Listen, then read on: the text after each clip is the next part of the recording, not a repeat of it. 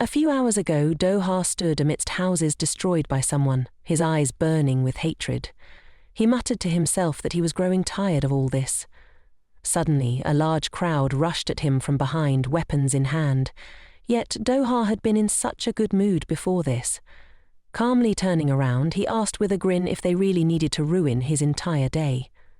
Without waiting for a response, he used his magic to dispatch his enemies. In mere moments, everyone around him had fallen, and the ground was soaked in blood. Doha, now bloodied himself, sighed softly and covered his face with his hand. As he opened his eyes, a thought crossed his mind. Loretta was the type of person who couldn't even attack properly for fear of killing.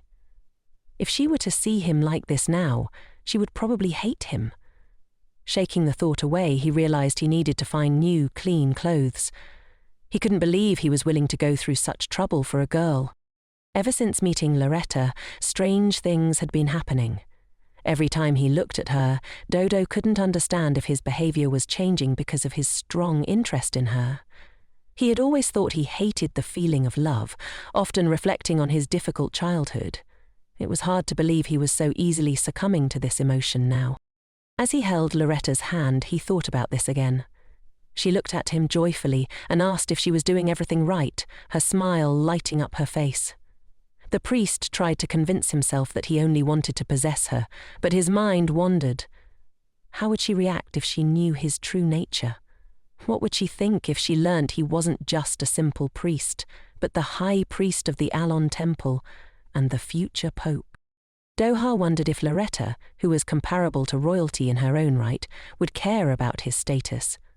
But what troubled him the most was whether she would be repulsed by his past. She, who had grown up without love but still raised as the Duke's daughter. How would she feel if she found out that the priest she liked had once been a beggar on the streets? Would she be angry at being deceived? He couldn't even imagine her reaction, nor predict how it would all end. As these thoughts swirled in his mind, Doha felt a presence behind him, watching him for the second time that day. It was beginning to irritate him, distracting him from everything. Smiling at Loretta, he tried to maintain his composure. He told her that he needed to buy something and asked if he could step away for a while, promising to return soon. Loretta didn't ask any unnecessary questions and agreed immediately, saying she would practice while he was gone. With that reassurance, Doha left, not too worried about her. After all, Doha had long noticed that Loretta was under the protection of an expert knight who was currently watching them from the roof. Knowing this, Doha hurried to deal with his problem and disappeared into the crowd. As he entered a deserted alley, a strange man followed him, holding a knife. Without hesitation, the man declared that a hefty sum had been placed on Miao's head and asked if he knew about it. Doha remained silent as the man, licking his knife with a long, disgusting tongue, tried to provoke him. The priest understood perfectly that the man's antics were a low trick meant to rile him up. The bandit, sticking out his tongue and talking about how he longed to drink Doha's blood, slowly advanced. Then, with a burst of speed, he lunged at Miali, shouting that it was time for him to say goodbye to his life. Doha didn't even flinch, let alone turn around, as the dagger came dangerously close to his face. He was unfazed, not afraid at all, and was simply thinking about how to swiftly end this fool's life. Just then a familiar female voice cut through the air. Loretta was running towards them, casting a spell. She shouted that he was in grave danger, clearly worried about her friend. Hearing her voice, Doha widened his eyes in surprise. He hadn't expected her to be there at all. Directing all her strength at the attacker, Loretta drew his attention away from Doha, preventing him from laying a finger on the priest. In a matter of seconds, her magic struck the bandit like lightning. He collapsed, dead, and blood splattered everywhere, covering both Doha and Loretta. Doha stood in shock, a hint of blush creeping onto his face. Loretta's dress was stained with blood, but she didn't seem to care. Her immediate concern was for him. Rushing to Doha, she began touching his face, asking if he was hurt or if he had been frightened. Doha, looking away, suddenly realized the gravity of what had just happened. Loretta, trained in nobility and always cautious of using her magic for fear of harming anyone, had just killed a man to protect him. While Loretta continued bombarding him with worried questions, Doha couldn't help but feel overwhelmed. She had taken a life for his sake. This thought filled him with both surprise and warmth. A sincere smile crept onto his face, and he softly called her by her shortened name, unable to find any other words. As these thoughts swirled in his mind, he began to accept that perhaps he had truly fallen in love with Loretta, like a boy experiencing love for the first time. The main character, still shaken by what had just transpired, clung to him, trembling.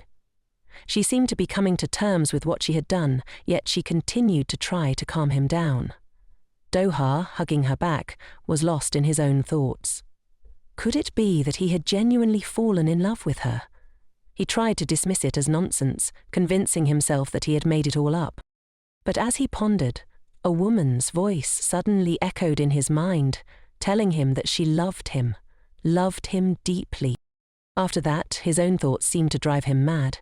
It felt as if a woman from his past was embracing him, calling him her precious treasure. These painful memories resurfaced, and once again he thought about how disgusting love truly was. Trying to shake off the thoughts, Doha touched Loretta gently and reassured her, saying he was fine, thanking her for saving him. The priest helped her wipe the dirty, bloody stains from their clothes, adding that he was only alive thanks to her. Loretta, clearly relieved that her dear friend was safe, smiled at him sweetly and tenderly, though fatigue was evident in her eyes. Noticing her exhaustion, Doha put his arm around her shoulders and said, "That's enough for today. I'll take you to the carriage." She didn't argue and agreed quickly, still trembling, though it was unclear if it was from exhaustion or the shock of having just killed a man. Mikhail noticed her shaken state and, apparently blaming himself, placed her gently in the carriage. He turned to her, concern etched on his face. Seeing how much she needed comfort, he told her that the man she had killed was an assassin who had come for his life. He reminded her about the mine near his home and explained that his sudden wealth could attract trouble, making it necessary to invent this lie to ease her worry. Loretta looked at him, thinking about how kind and gentle Doha was, despite how hard things must be for him now. Calling her his savior, the high priest asked her to always remember this. Calming down slightly, Loretta thanked him with a faint smile. Then, leaning toward him from the carriage, she gently placed her palm on his cheek, asking him to be more careful.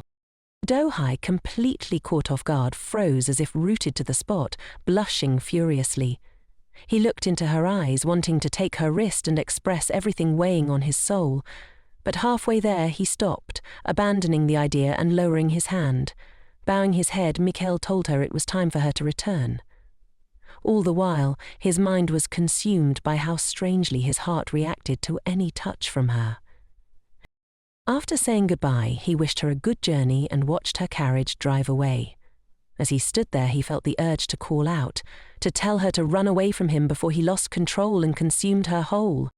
When Loretta finally arrived home, she was greeted by Asher with a smile. Before she noticed him, she seemed slightly worried and sad, but as soon as she heard his voice, her face lit up with a bright smile. She rushed into his arms, though the smile was not entirely genuine. She knew she couldn't burden the Duke, who had been very busy lately. Asher, touching Loretta's face with his palm, asked her if something had happened. He looked tense and concerned, asking if someone had been bothering her. Loretta was surprised by how quickly he had sensed her unease. Trying to mask her feelings, she decided to lie, saying nothing had happened.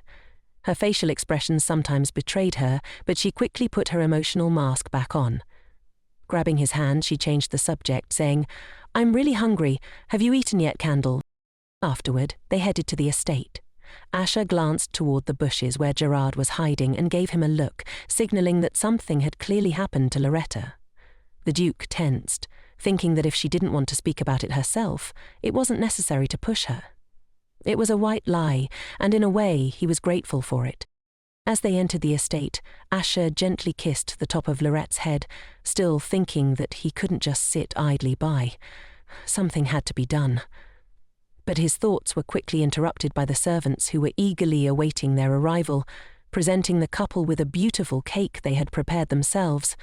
The butler explained that they had baked it, mentioning how such things were becoming popular among the younger generation. The cake had a large number 50 on it, and Loretta, seeing the dessert, smiled joyfully, thanking Helstein for the thoughtful gift. Asher, however, looked at the butler strangely, as the latter continued talking about the wedding. Only then, sitting at the table, did Loretta realize that 50 days had already passed since their contract began, meaning she had about a month left. These thoughts gnawed at her, and she clutched her dress tightly, recalling the doctor's words, that her condition might worsen and she could even explode. Loretta didn't want to die in front of Asher. She couldn't let him witness that. Slowly raising her gaze to him, she saw him smiling sweetly, pointing out the strawberry cake, her favorite. Seeing him so joyful and content, Loretta bit her lip, realizing she would have to leave soon, before it was too late. Giggling softly, she asked in surprise, "Do you candle? Did you really remember my favorite cake?" She was trying to distract herself from the dark thoughts that kept creeping in, but she didn't know if she could leave now. She had fallen in love with him so deeply. That night, lying in bed, Loretta couldn't stop thinking about everything that had happened in such a short time. She knew that soon she would lift Asher's curse, but after that, she would have to abandon the many plans she had dreamed of sharing with him. Burying herself under the blanket, her hands trembled with nerves. She tried to calm herself but found it difficult. She kept telling herself she just needed to hold on, and soon everything would be okay. The next day, when Loretta met with her new friends, Madame Sherbet had prepared gifts for each of the ladies. The gifts were specially chosen from the East. Loretta, upon receiving her box, was delighted, as Madame had carefully selected something for each of them. However, the princess couldn't understand why her gift was a hair ribbon. Inside each box was a ribbon that matched their hair color. Noticing Sharia's disappointed expression, Lorette asked her what was wrong. Sharia turned and admitted she preferred pink, saying it suited her eyes better, all while eyeing Loretta's box. Remembering how, as a child, her brother had taken her things and left her with nothing, Lorette handed her box to Sharia, saying they could easily exchange gifts. The other ladies reacted immediately, disapproving of Lady Merchant's behaviour, but Loretta reassured them it was fine. She explained that since Madame Sherbet had personally chosen the gifts, it was ultimately up to her how they were used. If she was fine with the exchange, then there was no issue. Lady Merchant, overjoyed, gratefully accepted Loretta's box. The princess whispered to Loretta that she didn't have to indulge Sharia's whims, but Loretta insisted with a smile that she didn't mind at all. Sharia, looking at her newly acquired box, became thoughtful, and after a moment, suddenly turned to Loretta. Out of the blue, she bluntly asked what Loretta's relationship with Duke Candle was, causing everyone nearby to fall silent in shock, their mouths agape at Sharia's tactless question. After Sharia's question, the heroine panicked slightly. She didn't know how to answer. She couldn't tell them that her relationship with Asher had started out as consensual, so she simply nodded. Immediately, the ladies began bombarding her with questions. They remarked that it was the first time they'd seen the Duke smile, and the first time they'd seen him accompany a woman. Sharia, smiling, added that it was the first time she had seen such a handsome man. The women agreed that Asher was indeed handsome, but they also noted that he always smelled of rotting flesh, which made him seem rather intimidating. W, sipping tea, commented that it didn't matter how handsome he was, because he already had a lover. Then Sharia shifted the topic and asked, "Are you two going to get married?" Loretta, looking at her, said she didn't want to answer such a question. Sharia, turning away, covered her face with her hands, declaring, "I see. Everything is clear now." Loretta didn't understand why Sharia reacted that way, or what had become so clear to her, but the question seemed to have sparked her curiosity. Meanwhile, Asher was training with a sword. Turning to Gerard, he asked if he had been neglecting his training, though Gerard, trying his best, couldn't understand what he had done wrong. After another victory, the Duke noticed Gerard was panting, and once he caught his breath, Gerard sat down on the ground, waiting for more instructions. Asher suddenly mentioned Doha, saying that being the son of a merchant, he had been immersed in religion from childhood. Gerard realized that Asher's mood was affected by the previous day's incident, when Loretta had killed a man to protect the priest. Asher told him to find out more about the man, explaining that the case seemed too perfect, as if someone had orchestrated it. Gerard bowed and agreed to continue gathering information. He then mentioned a previous discussion about the relations between two kingdoms which were still deteriorating. They needed a reason to go to war, and all necessary measures would be taken. The council had decided that the Duke of Candel would be sent to the front lines. Everyone's eyes were on him, especially since the Duke of Illington was of an advanced age. Asher, however, surprised Gerard by answering that he wouldn't be going anywhere. Gerard was stunned. How could the council react negatively to such an answer? Asher explained that before he would have agreed without hesitation, but now, thinking of Loretta's radiant smile that brightened his life, he realized he could not leave her. He had just found his happiness and didn't want to lose it. Gerard suggested the council might disapprove of his decision, but Asher remained firm. He then asked about the recruits in Lanos, to which Gerard replied that Melissa had volunteered to train them. The recruits were undergoing rigorous training, and with the support of their master, they were motivated to follow in their footsteps. Suddenly, Gerard remembered a few individuals he wanted to discuss with Asher, but before he could, a noise from the entrance distracted them. When Asher turned around, he found that Gerard was no longer there.